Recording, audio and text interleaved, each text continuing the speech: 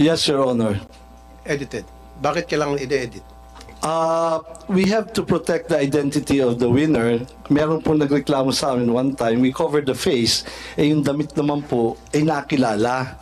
So, nagreklamo siya, sana naman daw po, wag ipakita naman po yung damit. So, yan po ang reason niyan, and I agree, it's a very poor editing, pero the objective is to conceal the clothing na ma-identify sa kanya. So, ibig sabihin, so inamin nyo, inedit to, pinalitan yung clothing. Opo.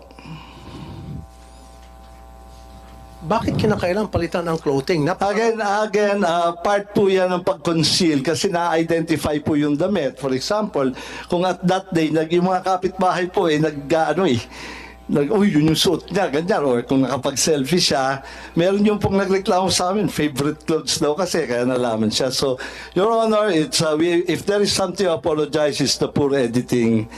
But I think it has served its purpose of concealing the identity, Your Honor. So, at least inamin nyo, ayan, marami kasi mga nagtatanong, nagsabi, purang pagka-edit.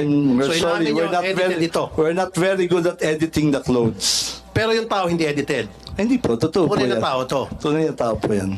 Okay. So, kaya sabi ko mamaya sa executive session, gusto ko malaman yung identity nitong taon to, pati yung nanalo sa 690 million. Actually, Make sure na lahat talaga po tao on yun. record yan, kung isusumpinan niyo po, we can provide the names. No, sa executive session,